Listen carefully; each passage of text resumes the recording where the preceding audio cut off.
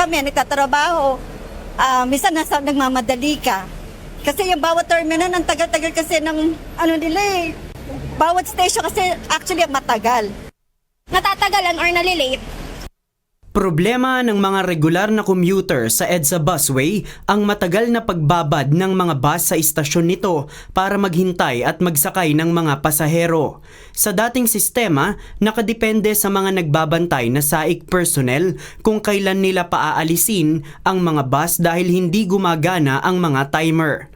Pero ayon sa Department of Transportation, isinaayos na nila ito at nasa 90% na ng lahat ng timer sa mga istasyon ng busway ay gumagana na ngayon. Dahil dito mahigpit ng ipatutupad ng DOTR ang 45 seconds na laybay o oras ng paghihintay.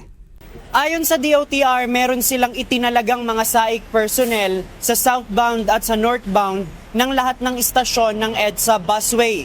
Layo ng mga ito na tiyakin na makasusunod ang lahat ng mga driver sa 45-second rule na itinalaga sa kanila para magsakay ng mga pasahero.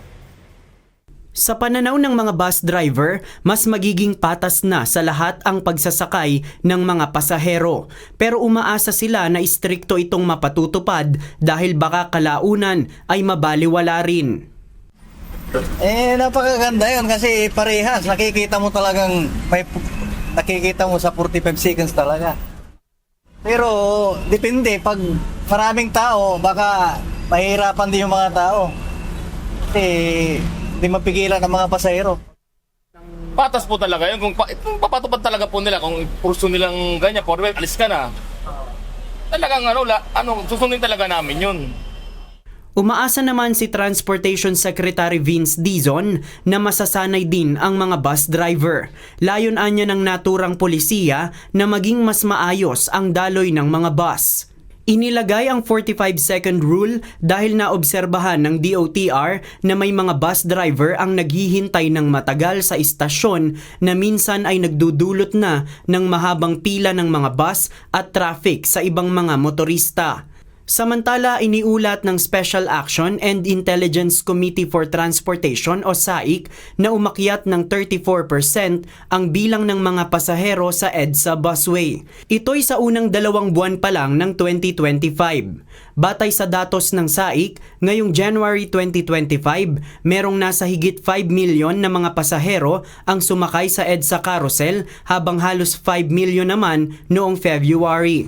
Sa kabuuan, umaabot ng nasa higit 10 million ang lahat ng mga pasahero sa unang 2 buwan ng taon.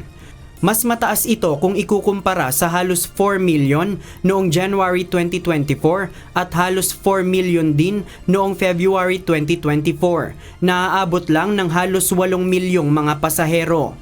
Bunsod nila ito ng mas mahigpit na pagpapatupad ng patakaran sa EDSA busway, kaya mas dumami ang mga pasahero. Dahil anila sa pagtutulungan ng mga law enforcement agency na bawasan ang mga violator kaya nagiging maluwag ang daloy ng mga bus sa EDSA carousel. JP Nunez, UNTV, News and Rescue. Diyos ang aming sandigan, serbisyo publiko ang aming pinahahalagahan.